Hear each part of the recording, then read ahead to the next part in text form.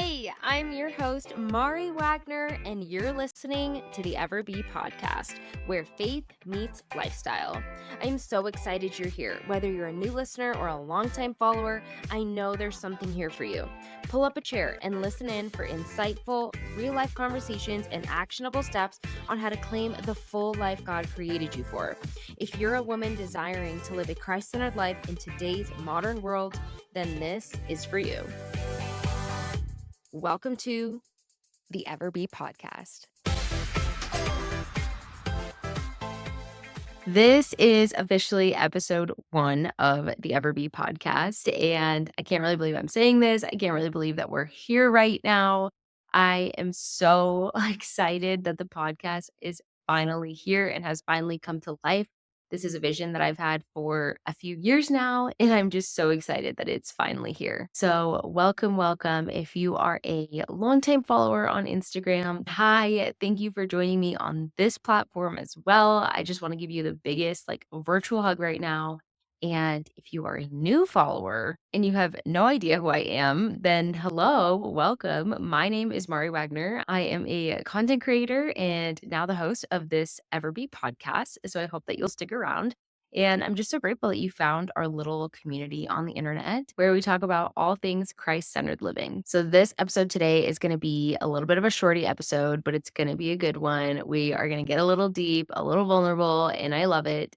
And I'm going to share my heart behind why a podcast or why the name Ever Be. Because if you know me, you know that everything that I do and all the details in my brand are intentional and have a reason why and a meaning behind them. So there's absolutely a specific reason why the podcast is named Ever Be. So first off, for like a few years now, I knew that I wanted to be on some sort of long form content platform. Because here's the thing, I love Instagram and I will always be on there. Like, trust me, I love Instagram. I'm never leaving Instagram.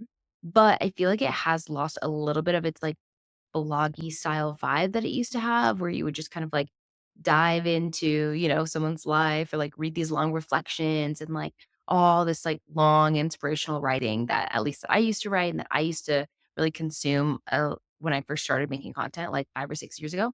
I just feel like it's not like that anymore because short form video has totally taken over. And don't get me wrong, I also love reels.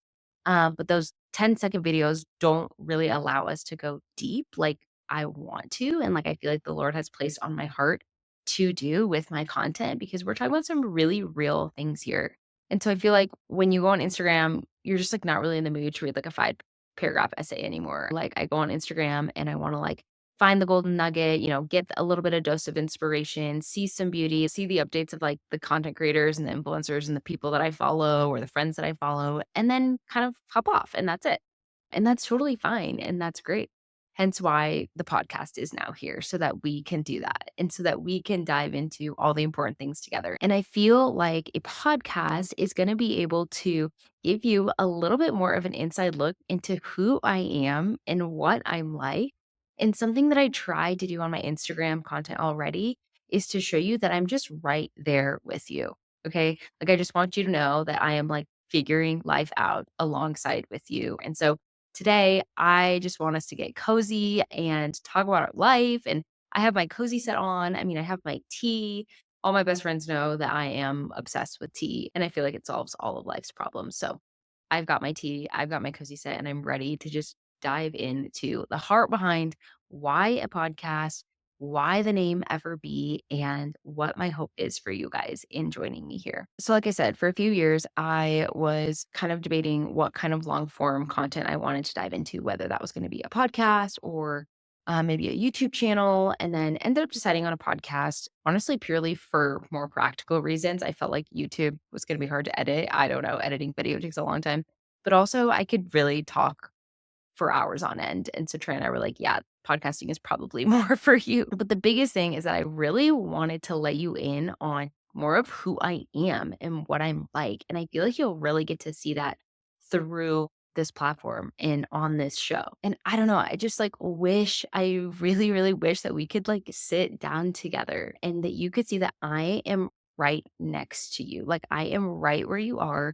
trying to figure out what the Lord has in store for my life as well. And we probably have a lot more in common than you think, or maybe you already think that we have a lot in common, and we'd probably be great friends in real life. So this way, you just get to see a little bit more of me, more of my heart, and we're able to have the intentional conversations that I think are so important and that I really want to have together. So let's dive into why the name Ever Be. So while I was born and raised Catholic, I have really been on a journey of coming to know Jesus and really deepening my relationship with him since like 28. And this journey of coming to know Christ has been marked with joy and excitement and adventure and a lot of moments where the Lord has asked me to surrender and I have joyfully and willingly like taken the leap and been like, Lord, I trust you and whatever it is that you're calling me to do. And then I faced a really big moment of surrender in 2021 because we were planning our wedding in the midst of a pandemic. So, any other COVID brides out there listening to this, I want to give you another big virtual hug. My heart goes out to you because, man, that was hard. Those were some hard times for everyone, of course. But planning a wedding in the midst of a pandemic is just something I highly don't recommend anybody doing. And pretty much our whole engagement season was tough. It was good and beautiful in the sense that, like, it was beautiful to know who your husband is going to be. And we grew closer to each other and closer to the Lord. But it was really hard. There were a lot of challenges, and a lot of it being the fact that we were in the middle of a pandemic and wedding planning was super stressful. We were engaged for a year and a half, and during that time, we probably switched locations and venues like 3 different times, and we didn't have any official details of our wedding venue and couldn't send out official invitations to people until maybe 6 weeks before the wedding, which is really crazy, and that was basically because of all the laws and regulations that were constantly changing. Like, 1 week, only 10 people could gather. Another week, nobody could gather. Another week, 25 people could gather. And another week, maybe 100 people could gather. And then it would go back to like 5 people could gather. And so every week the regulations were changing and every week venues were saying like, "Oh, like you can't have your wedding here anymore," or like, "Oh, the town shut down," or "Oh, like, we have to wait until like the regulation is announced closer to your wedding date." And so that alone made for really stressful wedding planning because we couldn't really plan ahead for a lot of things. We couldn't really like sign contracts for a lot of things, and we couldn't really send out invitations because we didn't know how many people we could invite. And through it all, I'm like, taking this all to prayer, taking this all to the Lord and just kind of being like, Lord, like, what is going on? Like, this is supposed to be the happiest time of my life. Like, I'm engaged. And I think in general, like, I'll have to make a whole nother episode about season of engagement as well, because I think there's so much to learn there. But in general, I think that I just had this like over romanticized idea of what engagement would be like in my head due to probably all the rom-com movies I watched growing up because I've always been a hopeless romantic. So I thought that this season was going to be like so joyful and exciting and like everybody would be celebrating me and we'd have all these parties and showers and everything would be perfect and the wedding planning would be like just this picture perfect like mood board, like you see on like the wedding planner movie with Jennifer Lopez, and then you get to your wedding day and everything is perfect and nothing goes wrong. Yeah, that was pretty pretty naive of me, I guess. And a lot of the difficulties were because we were in a pandemic and that was just a crazy time that we happened to be engaged in. But on top of all that, we were also doing long distance. Trey and I's relationship was in and out of long distance because we both lived in different states. And so when we weren't at school in college, we were doing long distance. And I was a year ahead of him. So I graduated before he did. And so I went off to my job. I was a missionary with Focus and I moved to Nebraska. And he was still in school and he only had a semester left. He chose to graduate a little bit early so that he could get married to me, which is just a dream. But he still had 1 semester left of college, and we did long distance for about 8 months during our engagement period. Now that was really hard because now we're not just dealing with a pandemic, but now we're also dealing with like wedding planning from long distance and trying to set up a lot of phone calls and Zoom calls to figure details out. We did our marriage prep and natural family planning classes like all long distance and like date nights all virtually and all long distance. And it's one thing to be long distance with your boyfriend. It's another thing to be long distance with your fiance, whom you are just so ready to be married with and so ready to do life with and whom you're just so in love with and who you're planning this like a whole huge event with. And so on all levels, it just was so impractical and so emotionally challenging for us to be long distance during this time. And on top of that, I had to have a lot of hard conversations with family members and bridal party members who were all navigating the climate of our world and what we were all experiencing. I had to let go of a lot of what I envisioned my engagement period to be and what I envisioned all these celebrations to be. I didn't have a bridal shower really. I mean, I kind of had a virtual one, but it's not the same. And the bachelor party that I'd always imagined didn't really happen because people couldn't really travel in the middle of COVID. And there were a lot of people that I love that didn't make it to our wedding, and a lot of family members who live far away that weren't able to make it to the actual wedding day. So I had to let go of a lot. And that took me through a whole journey with the Lord of like, what is your plan here? What are you? Drawing out of this experience, Lord. And on top of all that, as if all that wasn't enough, on the actual day of our wedding, there was, like, the biggest snowstorm to hit Colorado in, like, a million years that hit on the day of our wedding as I was driving to the church. Now, this was both, like, a blessing and a curse because I actually prayed for snow.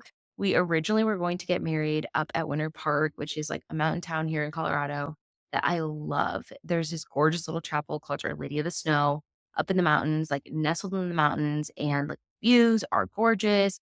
I used to go up there, and we still go up there with Trey's family all the time, especially in the holidays and when it's snowing, and it is just beautiful. And I wanted like a white winter wedding. And since the mountain town had shut down for COVID, we changed the venue a million times, like I said. And that dream was something that I also had to let go of. And I just knew, like, okay, I'm not gonna have a mountain wedding. I'm not gonna have a winter wedding. It's okay. Like it's fine. The Lord has other plans.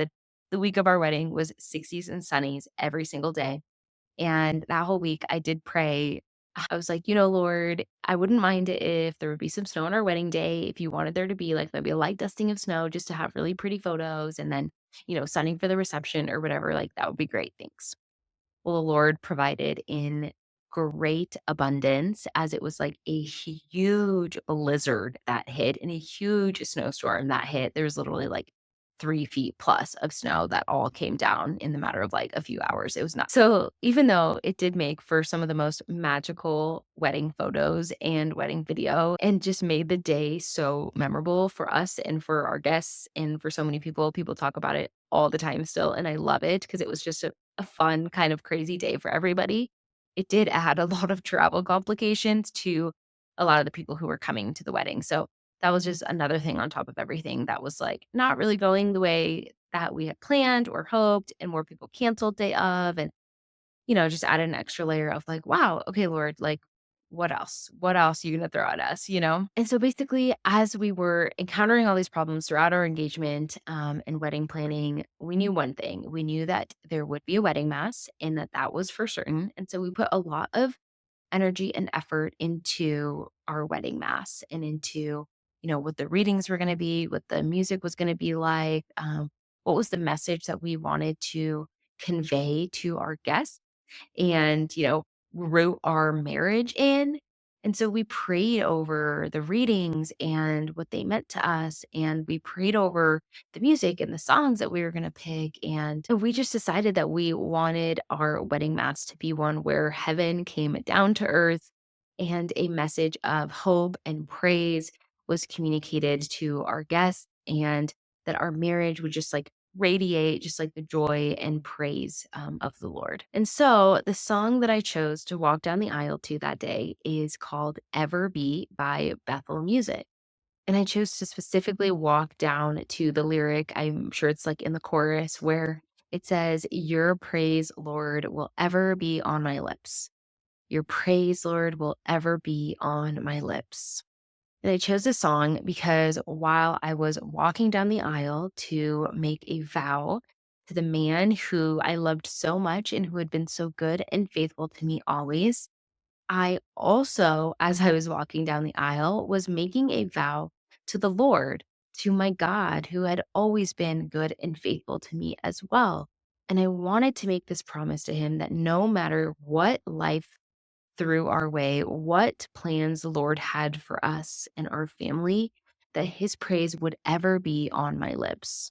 And I promise to share the truth that he's a good and faithful father every day for the rest of my life. So here I am on this new platform that the Lord has called me to be on to share my heart with you and to hopefully inspire you to live a Christ centered life and to see the beauty and the joy and the freedom that comes with a life with Christ.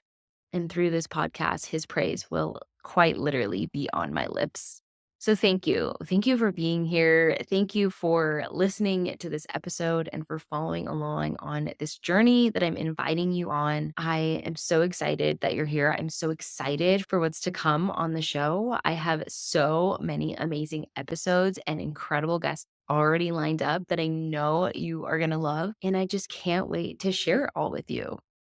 But before you go, if you love what you heard today, please subscribe, like the podcast, and leave a review, maybe a 5-star rating. Share it with your friends and just get the word out. It would mean so much to me. Plus, follow us on Instagram. You can follow the Everbee Podcast Instagram, which is just at Everbee Podcast. You can find me on Instagram at mari.c.wagner.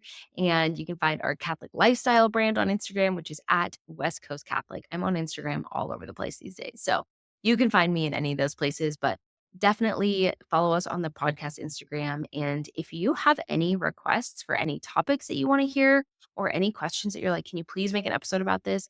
I want to know what that is, you guys. Like, the Lord has placed it on my heart to serve you and to create content for you. Like I said, to walk alongside you. So tell me what you thought about this episode or how you're feeling about the podcast. Hopefully, you're excited and celebrating with me. And if you have any ideas of what you want to hear and you're like, please, Mari, talk about this, please drop me a message and I will read it and take it to heart and totally consider adding it to my content. So that is officially a wrap on our very first episode of the show. I'll be dropping episodes every Wednesday. So mark your calendars, set a reminder, subscribe to the podcast. So every Wednesday, you and I can hang out while you're driving or cooking or cleaning or hanging out, whatever it is that you're doing. Join me every Wednesday. And with that, I will see you next week. Thank you so much for listening in. If you've enjoyed this episode, please share it with your friends and on social media, and give me a 5-star rating on whatever podcast platform you're listening on. That helps me and the show out so much. Also, make sure to follow the podcast on Instagram at Everbee Podcast. And if you want more content like this and you don't already follow me, you can also follow me on Instagram at mari.c.wagner. And may his praise ever be on our lips. God bless.